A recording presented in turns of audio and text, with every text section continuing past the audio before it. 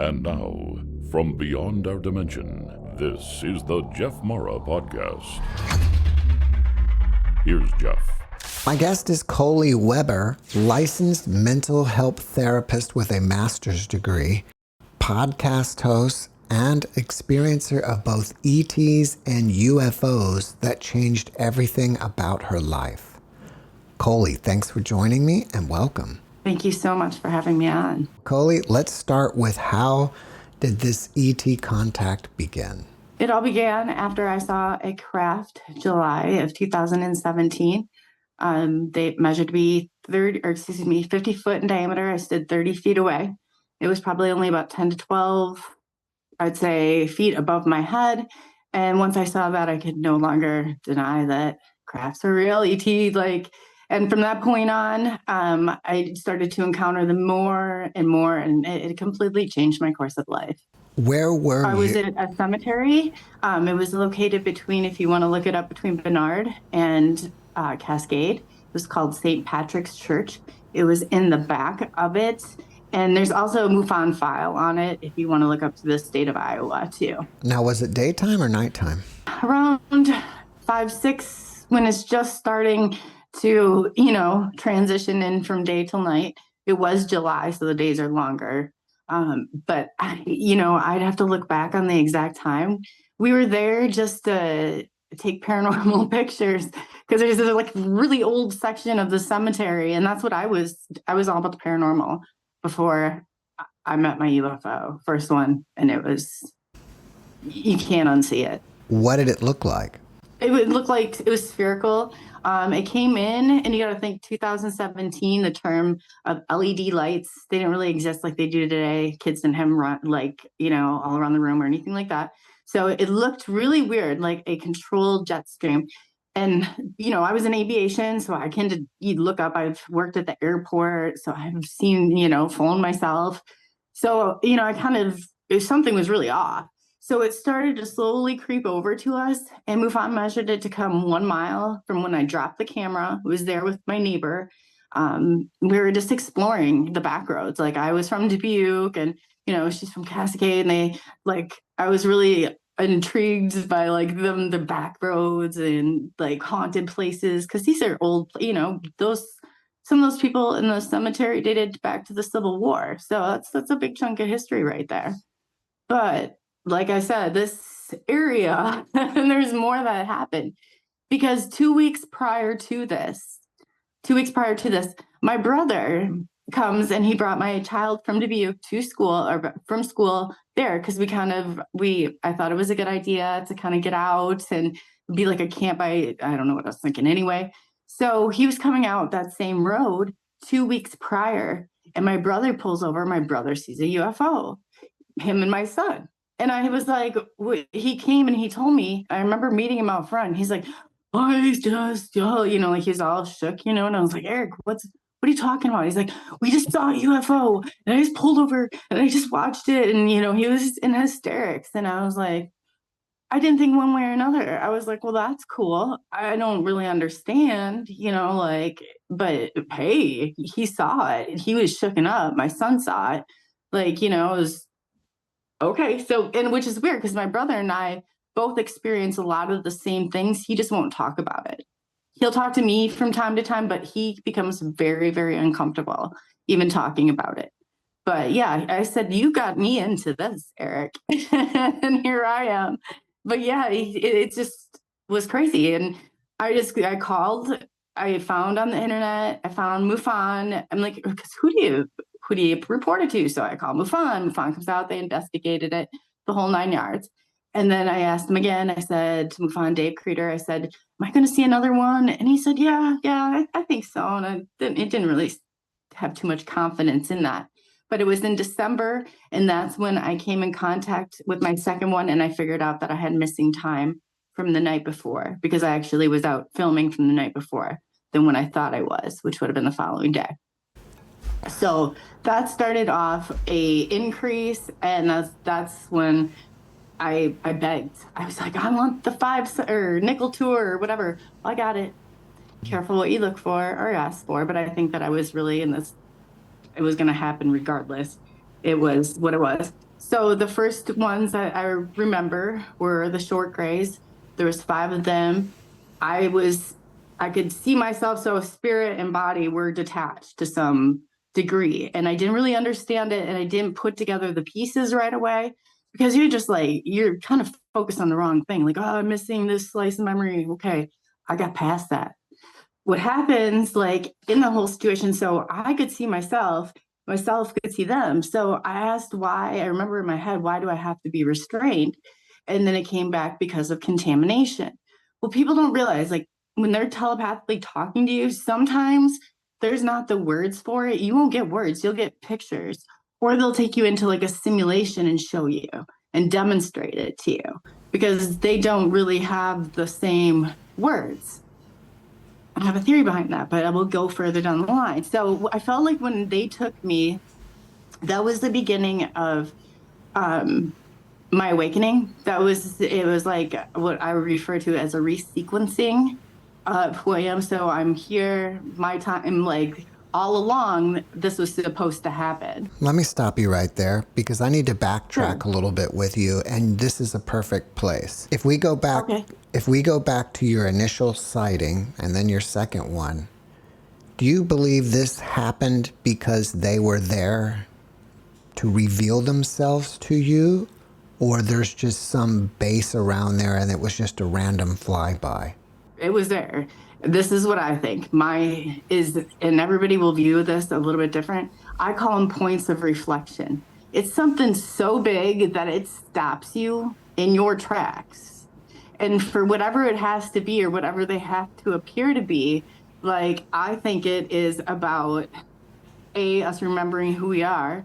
B, I think that they're like a part of us. We just can't see the full spectrum of what's going on. I don't believe we're in a duality. I believe that we're the Trinity. Like there's the veil, and I can go into like all this, but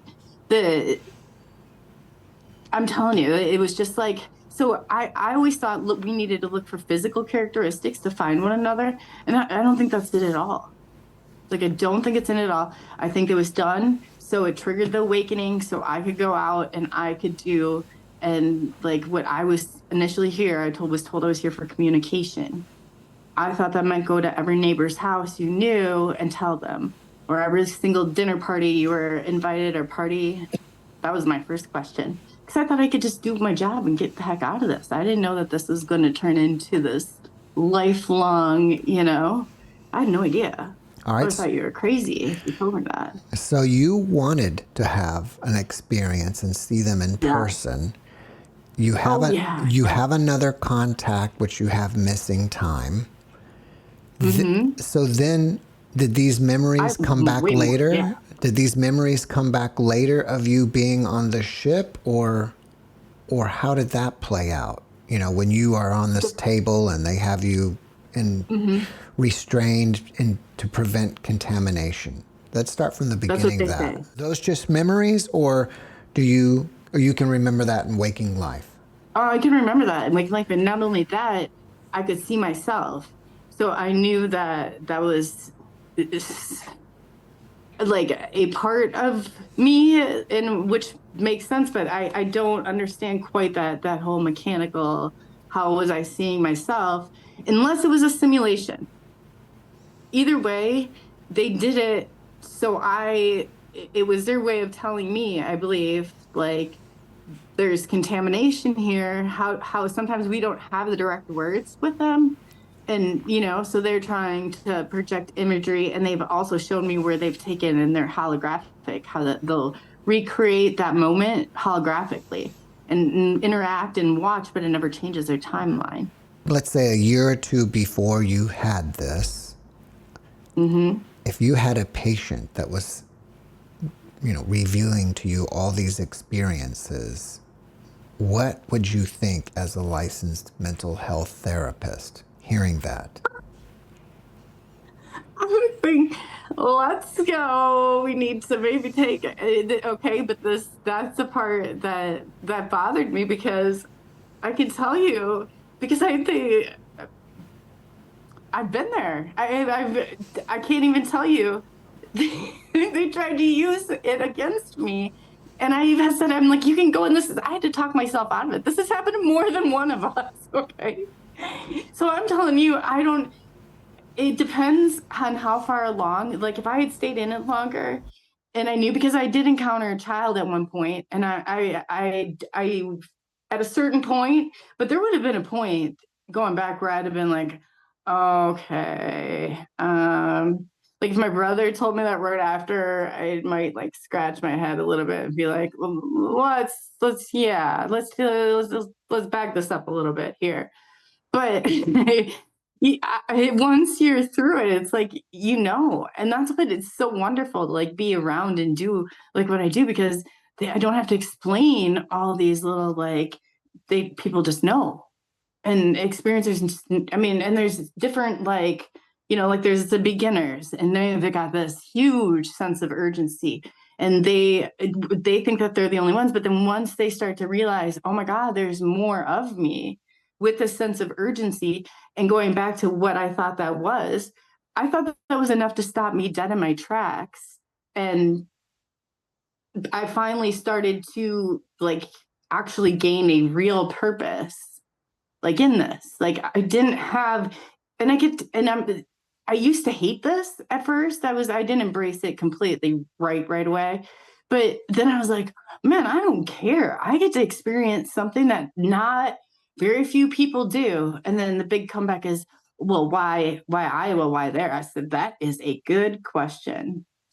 That's exactly was my point initially. What the hell are they doing here? So I, in the beginning, would keep notes on my clinical notes. This is no joke. And I went through that DMV, IVTR, and I was like, in the 5.2 edition, and I was trying to find any diagnosis for what the hell I had going on. And I couldn't find one. And so I was like, it is what it is. But believe me, I tried. Because if it was something from out of that, our clinical handbook, like how we used to diagnose people, well, then there's a reasonable explanation. If it's not, now I have like, and going into this, I have to say that I had some medical things that have pulled me away. So I was out of the clinical setting for about, not quite a year, but I had neck surgery and I was completely debilitated. And I had no strength. I'd tip over, do a whole 9 yards. And then it wasn't till like around January when I had like, I think probably my second or third, where I had semi-conscious, encounter, took bye-bye, or I've had missing time. One time I had like the stove, the microwave, and something else, and it was all digital back then. And so I started watching they were flickering. They went from like 5 to 5:40. I'm like, well, where is the 40 minutes? Where did that go? So, but I didn't, there was a few points where it did. I just went with the process because I was gaining my strength back. Like I no longer, I had strength. Now I'm like roller skating, hit the rinks. I'm doing flips on zip lines. Like, I couldn't do that. I legitimately lost. And they said that I would get no better than that day. So I always felt that it was a trade-off, that it was reciprocal. So do you think the intention of the ETs is to use you as somebody to spread information about them, or just to spiritually awaken you, or something else? I think it's here to spiritually awaken you, but when you ask them for answers, they don't give you like many details. Like sometimes they'll show you, it's like just enough, but it sits in your head. So when it actually happens, then you realize it.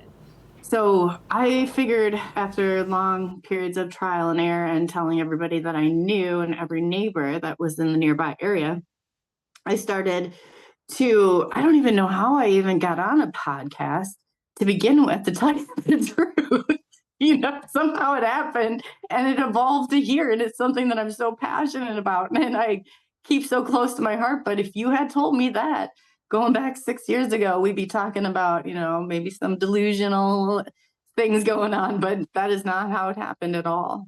So if we go back to your experience, somehow you wound up in a UFO, you were restrained on a table, and they were examining you? And when I saw them, they were all like standing around. And at certain points, it will get a little choppy, like where I'll remember one reaching with his hand and it had like a suction cup on his finger, and me being like terrified by that. Like that's what I was most scared of.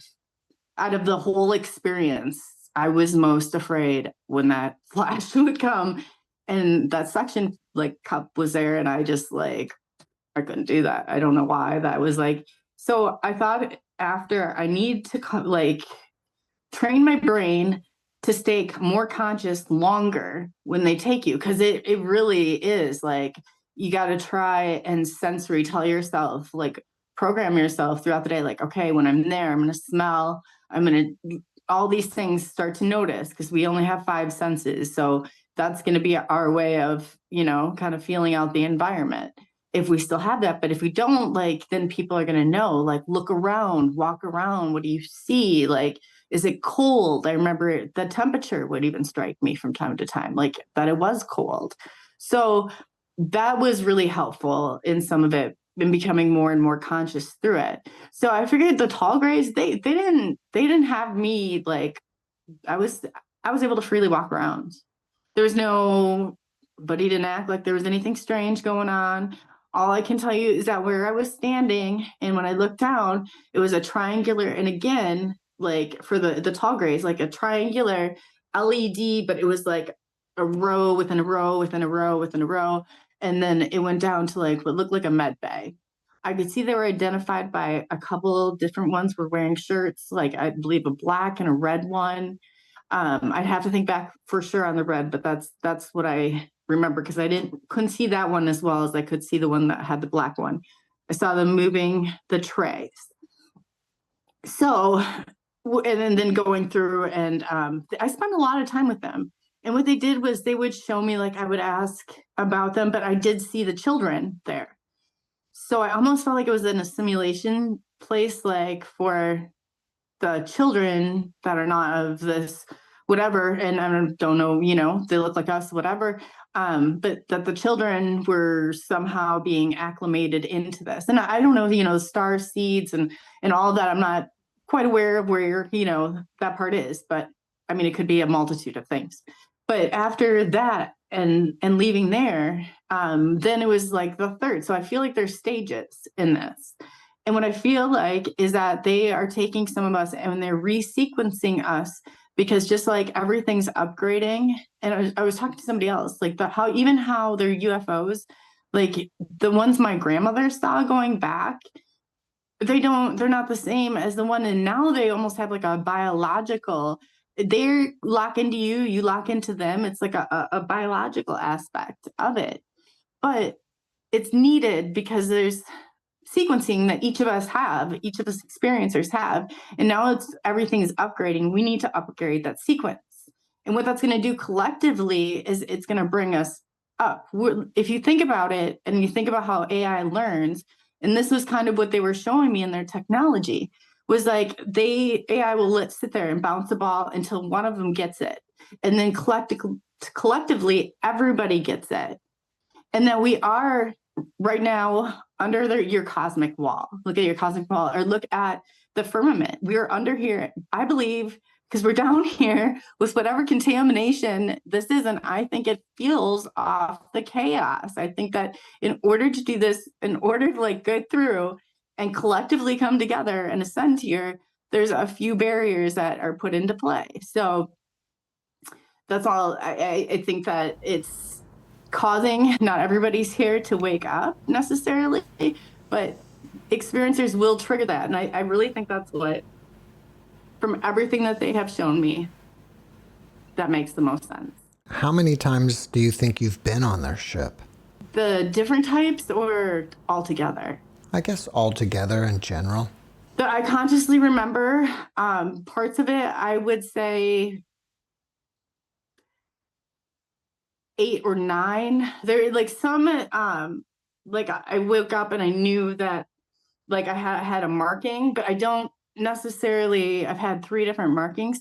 I don't necessarily remember the ship, but I know that what marking wasn't there. And they're really weird. Like one was like kind of like scoop marks. I have pictures of them. I'd be glad to share them, but They one, I drew a star map in the sky, and I was like, wow, this is where I've seen this twice, where I was convinced like an invasion was coming, and I'm not even joking. And I wrote the star map. Well, that was in December of 2018, and then in June or July of 2019, it appeared on the back of my leg in perfect formation, and it had, I mean, you can't even make this stuff up. So it was literally branded on my leg, and it healed up quickly. Do you notice any changes at all that would represent an upgrade in your DNA? I think it happened all along. I was on a totally different life path. And then when I got my strength back and I got off all these antibiotics and I got all this, I couldn't let go. Like, I was starting to research Einstein and theories of, unified field theory. I'm finding people that are going to solve it. Like, I couldn't give it up. I couldn't stop going out for 7 years straight. I went out to the same spot at the same time, same location. And then I talked to different people. I learned how to signal for them. I learned how to give them directions, kind of where, so I was learning a way to communicate with them.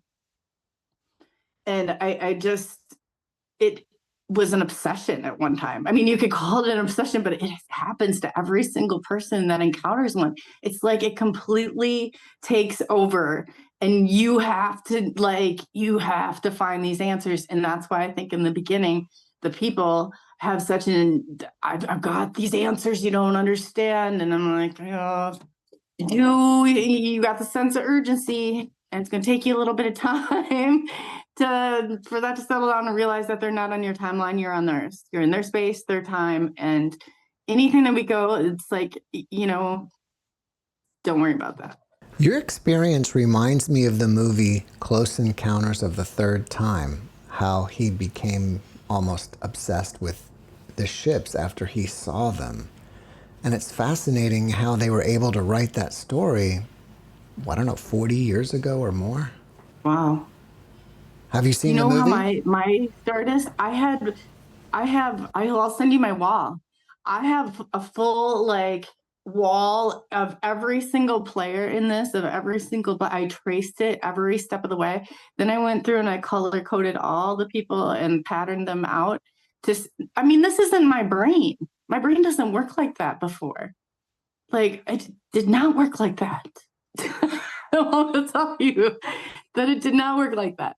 And I looked like my crime wall, and I had it down to the 3IA agency that they all shared. They all got a different, I'll send you a picture of it and you'll be like, what in God's name? It was like something was taking over, and I was supposed to find something, and it literally led me to where I am today. Every step of the way, I can look back, but they'll show you different things, and then it's like, now I know I'm like, they'll, in time, believe me, in time, you'll know exactly what they're talking about. You won't have a question in your mind.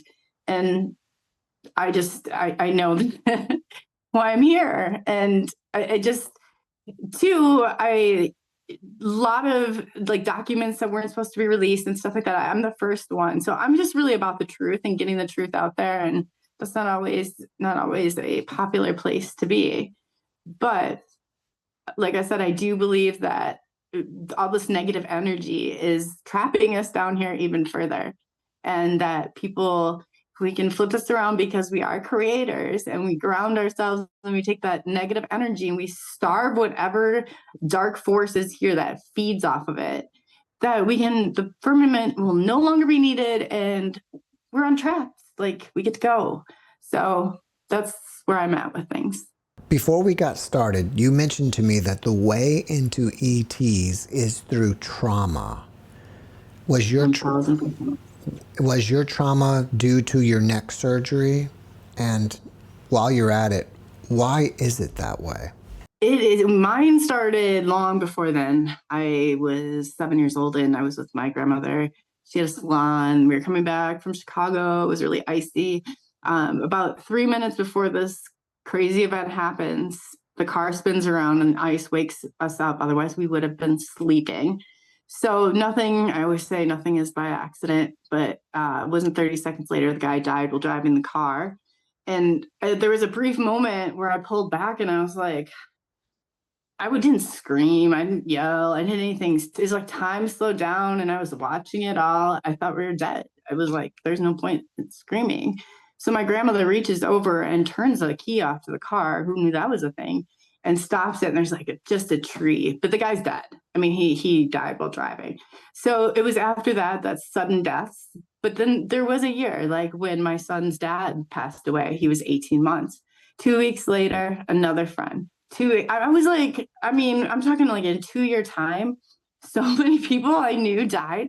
And it was really like, re-triggering that. And I think a lot of that comes out physically and like manifest itself. So it was like all this, negative energy. And then it wasn't until I encountered them that, but I think that if I hadn't gotten through all that and that trauma, because every time you go, the way to get there is through trauma. And that doesn't necessarily, I mean, there's traumas of all sorts, but they take that.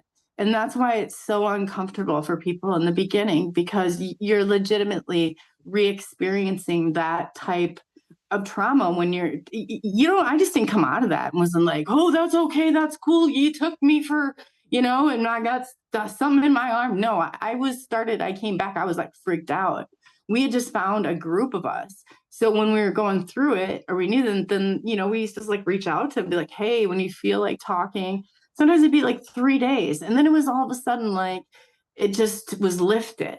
But it was very uncomfortable, very, very uncomfortable for 3 days, 3 or 4 days. And I believe any experiencer will tell you that. So do you believe that trauma changes our sensory perception in some way? And that's the mechanism? Yeah. In that area, like your amygdala, and through trauma, it gets bigger. There's certain things that, every time I said, I would tell one of my kiddos, I'd be like, every time you go through you get a superpower, kind of. They leave with a superpower. And whether or not how they choose to use that in a positive or a negative way, that's not the point. They have an instinct, or they have, something that's so incredible, which I say is like leveling up. So as long as you don't take that trauma and you can just, I have to make jokes about it. I don't know if that's like whatever, but whatever it is, to keep it, because got to remember here that we're going to be in like emotional overload, and they don't really play with emotions like that. Like that emotional intent is a human trait that you got to get over and get past and get through, and to stop and that's the part that will get people stuck right in this, is they stay stuck in that trauma. So I do believe that it upgrades. I also have questions, because this is very interesting, is when I had my neck surgery, they gave me and did not tell me like human tissue for the discs in one of my necks and then I got like a thank you note to write to the tissue donor. And I was like, the what? So that is another thing. And that would have happened right, before all this. Like, was it changed just enough, like with that, tissue that was now in my neck, that is a disc in my neck? I don't know how I felt about that, and I still don't, but you got to wonder if that didn't change it also, or begin the change. You used the word firmament a few times. What is that? I think that's a barrier that's keeping whatever contaminant that we have down here that we're supposed to, the only way to get rid of it is to starve it, and that's to stop the chaos. And so we're able to, because we're getting to a point where AI can either be useful to us. If people are going to be told that they only use a certain percentage of their brain, but yet we are no comparison to AI. I think our AI is, how do I say this? AI was created in like our name, like AI, I don't believe that's exactly what's going on. But if you look at like Starlink, and then you look at the government contract and how they are all putting a digital ID on us, at some point, that's worrisome on them identifying, or finding out why they're identifying certain people and everybody staying safe. But yeah, like I said, and two, that trauma, which you're supposed to heal from, it's like, so everybody knows that part of it. And I feel like people need to understand that and not put that label on that. And unless you're an experiencer and you go through it, don't judge that part of it, because then people are like, oh, that's crazy. Well, it might be, but let us figure out what is and what isn't, because there's always that element in the, but an experiencer knows. Do you think that there are negative entities like the archons that are around us feeding off our negative energy? Oh yeah, absolutely. Would you say those are ETs or just some kind of, We entity? call them HETs. You call them what? HETs, humanoid extraterrestrials. Like the Hella movement was humanoid extraterrestrials live among us. My whole point, I know from talking to Rick Doty himself, that there was a time they had 6 or 7 different types of ET, and they all needed different habitats in order to survive. Some, he said, ate food, some didn't eat food, some needed air, some didn't need air. But there's the group that I think that Robert Dean talks about, that walked up and down the halls of our corridors and is infiltrated within every level of this. This isn't our game. We came here and this game was set up. Like, this is not our game. So we have to stop assuming that it was been built to our knowledge or to our perspective, and realize that we are so limited on what we're doing. And until we can get the sequencing down and we can, get high enough up there where we can have that collective understanding, we just need to realize that these things are out there, and the chaos, that's where they feed off of. So if we want to get rid of them, or down to a point where we don't have to be restrained and our bodies don't have to go through all this, and we can be reunited to, a big, huge piece of ourselves, that we need to cut off their food supply and their air supply. Everything is based off of chaos, but in chaos is order. And so that's where that emotional regulation of being human, you have to understand and not take it so seriously, or we're going to get stuck here again. And I really don't want to do that. I think it's my last time and I'm getting the hell out of here. So,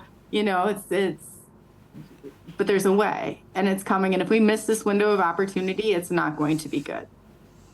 It will not be good. What do you mean, this window of opportunity? It's like this specific point in time, there's this opportunity, or? We're crashed. We got what's going on behind the scenes. And when people really find out, and start to see some of this, because it all does trickle out.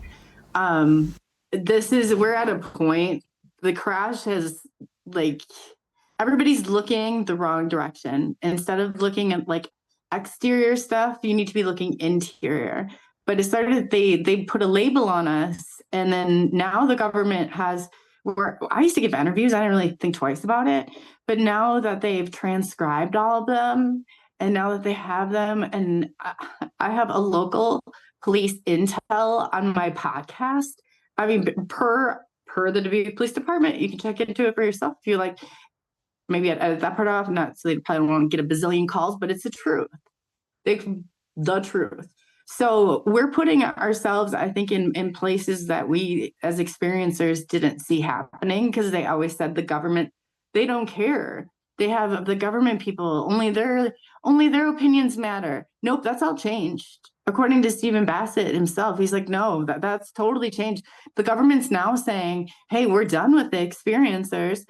The government ones. We want to hear from the civilians now. What? The who?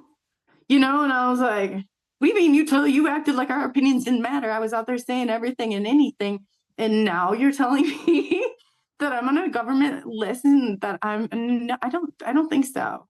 I don't think so. But this opens up many questions, and people are not talking about that possibility. And it's very much so that post-disclosure, that you're going to need anonymity. There's going to be these groups. The government's going to come and want to come and talk to you and, trickle the whole thing. If we allow them to do it their way, they're going to trick us all over again. And they're going to use AI to do it. But if we can get ahead of this and learn and create and, get the people that are supposed to get them what they're doing, it's like we're not all here for the same reason. Not all of us are here, but accept and just give it a try. Because at first I thought it was so crazy, but I thought it would stop everything. And, then they just go away. And, I was overly excited about that nickel tour I asked for, like, maybe this will calm down. Because there's a point in every experience where they'll tell you this heightened, huge, like they're there all more than not. And you just get so wrapped up into it. It changes everything about who you are. There is nobody that has made it through without trauma and that has made it through this, like seriously had an encounter that has made it through this on their same life path that they started. They don't exist. Do you think that there are ETs walking among us down here? And if so, have you ever had face-to-face contact with one? I think most definitely that they are. And I think in the paranormal, I do believe that I think that's where some of that ties in. So I do believe, at the time, I didn't understand what I was seeing. And I'll show you some of the pictures that I have even coming like out of cemeteries and stuff. So I have both worlds, and it makes you think. And I'm like, this is exactly what feels that, and we have everybody's in chaos.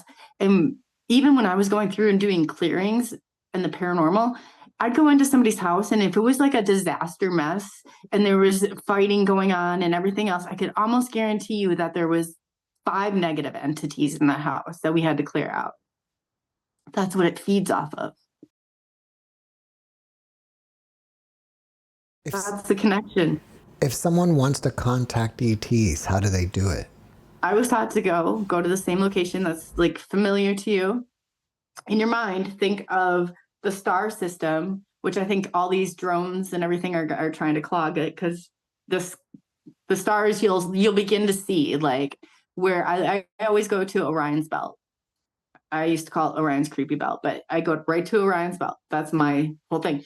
I know every single light within the, I went out. Then I got a tactical light. Christos Rapallo was in a documentary, and he's the one that there's a couple different tactical lights, and then he was sequencing them into primary numbers, or flashing lights at them. It seems like you go out there and you do that for 2 weeks in that same spot. And it seems like go when it's just right before, so you can, see every bit of that tree, if there's a street light go on and everything. You want to be there for that whole 9 yards. And then go to that place, just to pick that small segment of the place. And I guarantee within 2 weeks, sometimes 2.5, but you have to go and give them directions. Like you have to start off big and then come down, to the state. Like I come down to the state of Iowa, and then I would zoom into maybe like here. And it's kind of giving them directions with like taking screenshots in your mind, if you think of it like that. So you show them because you're locked into them, and they're locked into you.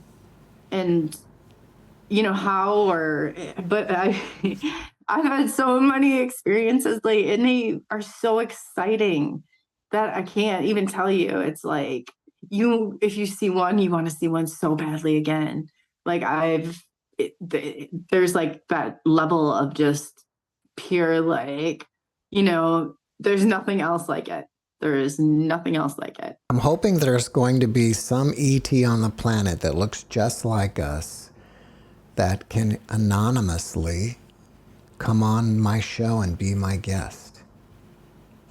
I think that would be amazing. That would be amazing.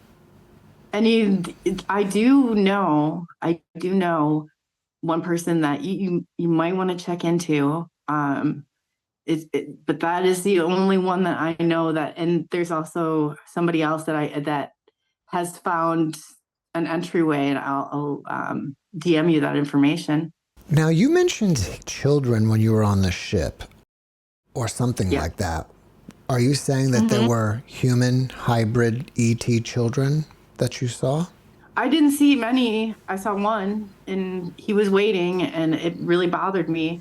And that's where it's where I get distracted on the talls. And I'm telling you this with 1,000% truth. He reminded me, like, maybe year or two range of my son. And I kept looking down, and I was like, thinking in my head, hey, buddy, he's just waiting patiently. But also saw how one of the tall hybrids was showing me how he took the son, but she's now in like this like rose colored cap and dress. I imagine my great grandmother owned this at some point in her life, or it was, flying off the shelves then. But it looks like something right out of the J.C. Penney's catalog. And he had a little cap on, and I know at one point he took it off, but they were showing me how they simulated like events that we would do here, like how they would simulate like what miniature golf would be like if you were taking a kid miniature golfing. They weren't actually doing it, they were dressed up to do it, but it was all holographic, all holographic. And that's how, too, when I asked about going back in time with them, is they created, it's almost like if you took a slinky and then that's how they explained at a certain point. And we will get there as humanity. That's what they're trying to do right now, is screenshot this piece by piece. But that's what they had created. Do you think that being, that child, was yours? No. But I did tell him, and I said it, and I remember saying, if you could come to my house and you could play with my son and nobody has to know. We don't have to say anything. Like, the whole night I thought that, and I was sitting there, and I was so concerned. I got really wrapped up into this child. And then when the next day happened, I was like, oh man, like, all right, do I tell Brody? My kid, like, so I think at some point I was like, Brody, if some kid comes to visit, I don't know, I'm just saying, like, just if, right? Then don't mind it, okay? We just don't ask any questions. We just want them to play. That's all. I felt like they weren't being nurtured. Or he wasn't. I shouldn't say they, because I don't know how it was. I just saw and interacted with the one child. And no, I think that the connection I had was that he was similar age to my son. Did the ETs ever give you a message to share with humanity? They told me that I'm here for communication and connection. And so I believe that I have been given the ability to connect people. Like that's what I do. It's like if I can't, then I know, and the way that and I think that's a part I will play. I don't know as to when it comes down to it, as more and more and as deeper we get into this. We got to think it's a whole nother world on the other side of this. And it's very exciting and it's very trying at the same time, because humanity needs to do some work here. And those who are, your light bearers and however star seeds, however you identify, like your job and your time is coming. It's nobody's job is more important than anybody else's. We are a system, and we are a system that is failing right now. So we need to get our system back up and working, and all the different parts of this, because communication is just a small part. You got the healers, you got the light workers, you got all these different levels. And until we come into sequencing into however this needs to work out, we have a chance of getting out of here together. Like, I don't know. Like I said, that's all I know, that there's a chance, but there's also a chance that people, because of free will, and that it could go the complete opposite, where, like an EMT or something, is off. And it will come to a point. So hopefully we're ready when the time comes. And it doesn't take another how many years to go through this again and get control of the narrative. So do you think it takes everybody. Do you think it's possible that Earth is a prison planet of the galaxy? Yeah, that's exactly what they should call it. That's exactly what it is. If we're stuck down here, whether or not I wake up from this and they're like, oh, congratulations, you've just completed your simulation of Earth. Whether or not that happens or not, I don't, it's like playing Mario Brothers. Like so many times you can just like hit, but that's the closest like analogy that I have to some of this is like playing that, and you're now becoming more aware. People are starting to remember more. This is not going to be the same world that it was a year from now. No, not even close. And then you got to wonder too, what's going to happen if Project Bluebeam comes about. And a lot of times when you talk about stuff, all they do is postpone it. So never assume they're not going to play it. It might not be the same play. It's out of the same playbook. But, like people think the second coming and they run outside or something and there's, a whole projection of technology that people aren't even aware of that exists. And that technology, like I said, if we stay ahead of this and maybe, really start to wake up and understand it's not everybody else will come in and to play in the sequencing. Like once the first arrive to like the collective, like that's a key. Like it's the cosmic wall. But I think that the HET, the humanoid extraterrestrials, I think that they can get in and out through the like Antarctica way. And if you start messing around with that on Google Earth and you go down, there's a certain point you go north yourself. Like why are any direction you go, there's an ice wall around it? That makes no sense. So, too, you got to think of how ice melts and what's happening. So this might be the opening we're looking for. I don't know exactly how that opening is going to occur, but I do know that we have the ability.